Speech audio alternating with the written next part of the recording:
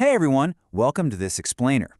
Today, we're unpacking a truly eye-opening analysis from Florian Grooms over at Midas Touch Consulting.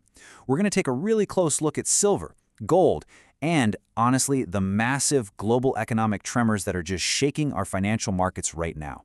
If you've been watching the charts lately and thinking, what on earth is going on with these erratic numbers? So let's start right at the focal point of this whole analysis. Just look at this projection. Grooms is predicting massive, sweeping price surges for precious metals. And we aren't just talking about a slight bump here. We're talking about gold absolutely smashing through the $5,000 mark and silver pushing all the way up toward $90, maybe even $100. No way, right? But listen, these aren't just random guesses pulled out of thin air. As we'll see, this forecast is built on some very specific, interconnected global indicators. Section 1, the precious metals rally. Let's look at the market movements. Now, if you track silver, you know it's been a total wild ride lately. We saw a sheer drop, literally plummeting from $121 down to $61 between late January and mid-March. A 50% pullback, yeah, that's enough to make anyone panic for sure. But here's the absolutely crucial takeaway from Grooms' analysis. He categorizes this not as a crash, but actually as a healthy, necessary breather. Basically, the market had just gotten massively overbought after a spectacular run.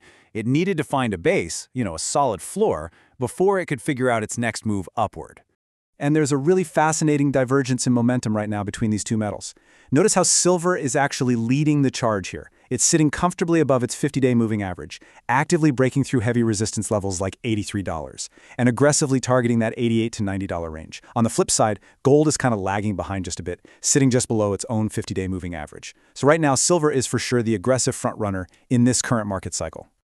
Moving on to Section 2, Geopolitics and Market Drivers. So, this brings us to a fundamental question. Why exactly are metals moving up again? What is snapping these markets out of their early year corrections and driving them right back up the charts? Well, the analysis points to a pretty powerful combination of technical factors and, frankly, geopolitical powder kegs. First off, we had heavily oversold market conditions that practically invited a bounce. Then we saw aggressive short squeezes pushing those prices even higher. But the real match in the powder barrel? Geopolitics. Specifically new drone and missile strikes in the Emirates. Guys, we're in a new regime where global stability, or, well, the lack of it, is instantly priced into these metals. Bad news in the Middle East translates almost instantly to upward movement for gold and silver. Which brings us to Section 3, the looming energy crisis and macro threats. The crucial point to understand here is this. The Strait of Hormuz remains closed.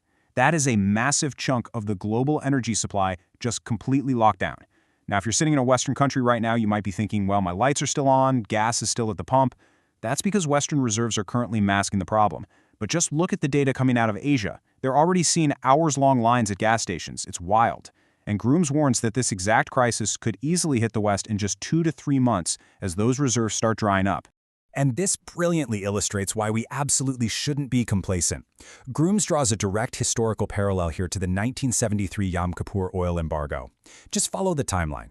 Point 1, the embargo hits. Point 2, Western reserves are totally drained to maintain this illusion of normalcy. But point 3, and this is the real kicker, the real market fallout, the heavy rollover, actually hit 6 months after the embargo was lifted. Why? Because the reserves were completely gone and the supply chain lag finally caught up. We're playing that exact same dangerous game today. Section 4, Fed Policy and Stagflation. Let's talk about impossible choices. You see, central banks are currently trapped in a totally impossible position. On one hand, the Fed's ultimate goal is to lower inflation and cut rates. But the reality?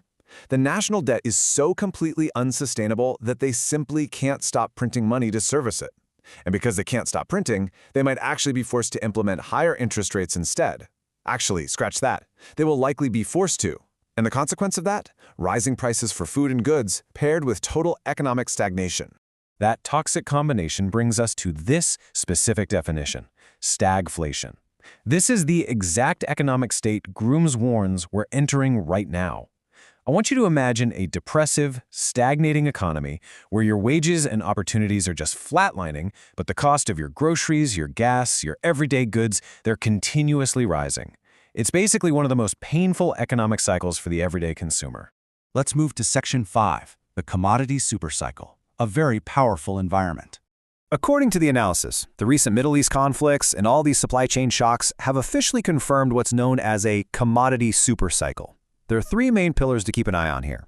First, precious metals, like the gold and silver we've been talking about. Second, energy and oil, obviously driven by the shortages. And third, agriculture and fertilizers because, well, as energy costs rise, the cost to grow and transport food goes right up with it. These are the assets poised to absolutely thrive in a stagflationary environment. All right, Section 6, how to protect yourself. Let's get into some actionable steps. The actionable steps provided in the source are surprisingly straightforward. Step 1, buy an ounce of silver regularly. Grooms points out that swapping just one coffee purchase a week or even a month for an ounce of physical silver is an incredibly simple way to build a protective shield. Step 2, maintain enough cash liquidity. Because, as we've seen, global instability happens fast, and you want cash on hand for emergencies. And Step 3, monitor premiums closely. You definitely want to acquire these assets, but you don't want to overpay dealers in the process. Now, if you're wondering if these small steps are really worth it, just look at recent history. In a period of less than a year, silver previously leaped from the mid-20s all the way up to $121. That's a massive 5- to 6-fold increase. It perfectly illustrates the historical volatility, sure, but more importantly, it shows the extreme upside potential precious metals have when the global system experiences these massive shocks. Which brings us to our final thought. We've seen the data. We've seen the historical parallels to 1973, the reality of incoming stagflation, and this confirmed commodity supercycle.